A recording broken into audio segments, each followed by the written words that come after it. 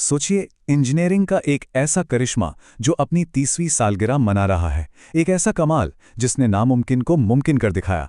जी हाँ, आज हम बात करने वाले हैं चैनल टनल की उस अविश्वसनीय कहानी की जो, सच कहूं तो, सिर्फ एक सुरंग नहीं बल्कि इंसानी जिद और हिम्मत की एक मिसाल है। तो चलिए थोड़ा गहराई में चलते हैं। देखिए, ये सिर्फ पानी का एक छोटा सा हिस्सा नहीं है। नहीं, इंग्लिश चैनल तो एक बहुत बड़ी जबरदस्त रुकावट है। ये बनी थी करीब करीब 13,000 साल पहले, जब आखिरी आइस एज खत्म हुआ था, और इसी ने ब्रिटेन को यूरोप की जमीन से हमेशा के लिए अलग कर दिया। अब अगर इस प्रोजेक्ट के साइज को समझना है तो बस एक नंबर पर ध्यान दीजिए, 37 किलोमीटर। ये दुनिया में किसी भी टनल का सबसे लंबा अंडर वाटर सेक्शन है। मतलब सोचकर ही दिमाग घूम जाता है ना। इस कामयाबी का पैमाना ही अपने आप में चौंकाने वाला है। तो फिर चलिए, अगले कुछ मिनटों के लिए तैयार हो जाइए। हम एक ऐसी कहानी में गोता लगाने वाले हैं जिसमें इतिहास है, पॉलिटिकल ड्रामा है और कमाल की टेक्नोलॉजी भी है। ये सिर्फ एक सुरंग खोदने की कहानी नहीं है, ये एक 200 साल पुराने सपने को सच करने की कहानी है। तो सबसे पहले ये समझते हैं कि ये आइडिया आया कहाँ से। ब्रिटेन और फ्रांस के बीच एक परमानेंट लिंक बनाने का ये सपना कोई नया नहीं था, बल्कि सदियों पुराना था। चलिए देखते हैं इसकी शुरुआत कहाँ से हुई और कैसे एक लंबे अरसे तक सिर्फ ख्यालों में ही बनता बिगड़ता रहा।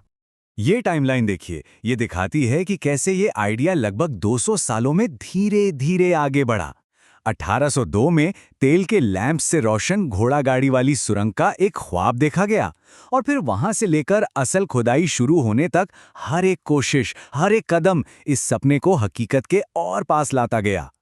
चलिए अब सीधे चलते हैं 1880 के दशक में। ये वो दौर था जब पहली बार इस प्रोजेक्ट को पूरी गंभीरता से शुरू करने की कोशिश हुई। और पता है सबसे बड़ी रुकावट क्या थी?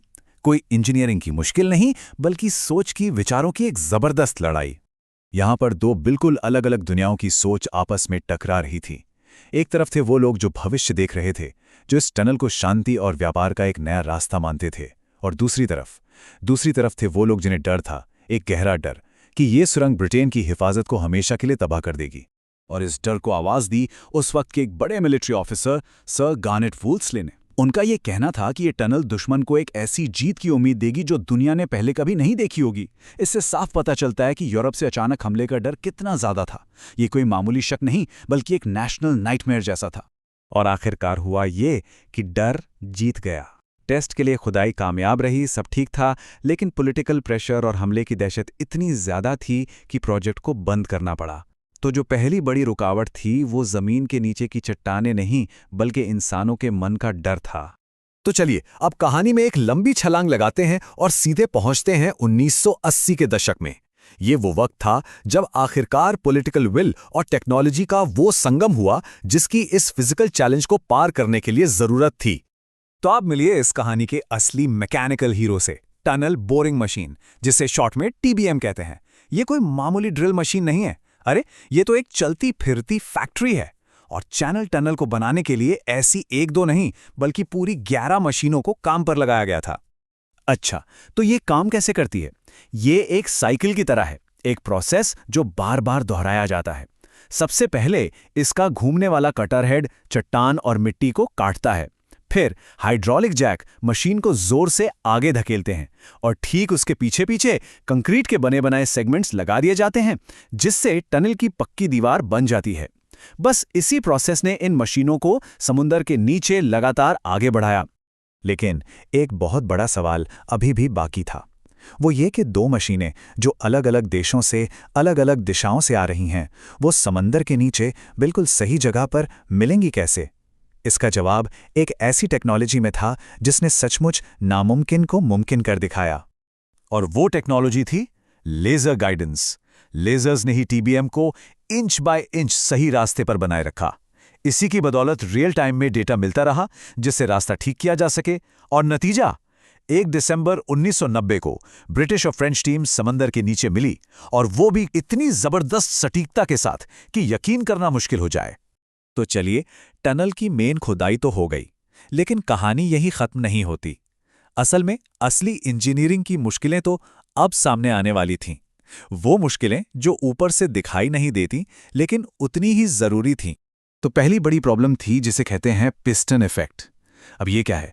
सोचिए, एक टाइट सुरंग में जब एक हाई स्पीड ट्रेन घुसती है तो वो अपने आगे की हवा को एक पिस्टन की तरह दबाती है। इससे जबरदस्त एयर प्रेशर बनता है जो ट्रेन को धीमा कर देता है और अंदर बैठे लोगों के लिए भी अच्छा नहीं होता। और इसका जो सॉल्यूशन निकाला गया वो बहुत ही कमाल का और सिंपल था।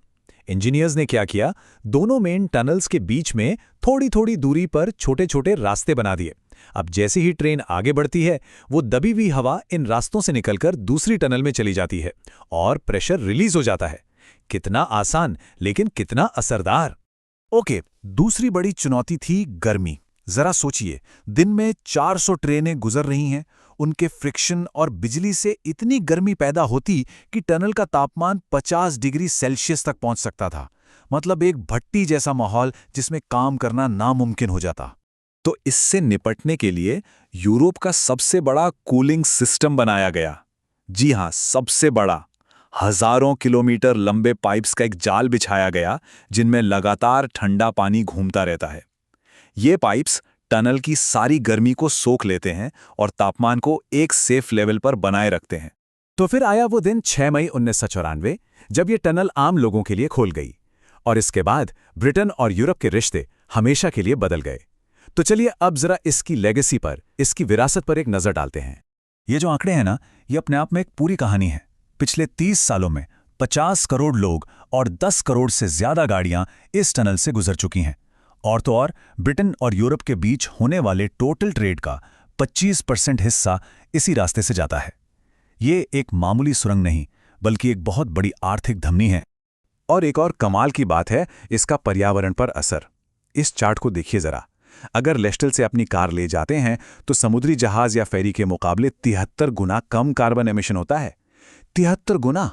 मतलब ये सफर करने का एक कहीं ज्यादा इको फ्रेंडली तरीका है। लेकिन इसका असर सिर्फ व्यापार और सफरता की सीमित नहीं है। इसकी वजह से हजारों नौकरियां बनी। एक बहुत जरूरी एनर्जी लिंक, इलेक्ट्रिक लिंक, इसी की बदौलत मुमकिन हो पाया। बॉर्डर टेक्नोलॉजी में नए नए इनोवेशन हुए और तो और इसने कोलोन और ज्यूरिक जैसे शहरों तक नए हाई स्पीड रेल लिंक्स बनाने का रास्ता भी खोल दिया है। तो देखा जाए, चैनल टनल की कहानी सिर्फ कंक्रीट और स्टील की नहीं है। ये कहानी है बड़े सपनों की, जिद की और इंसानी दिमाग की। ये हमें एक सीधी सी बात याद दिलाती है कि जो चीज़ आज नामुमकिन लगती है वो कल की हकीकत बन सकती है।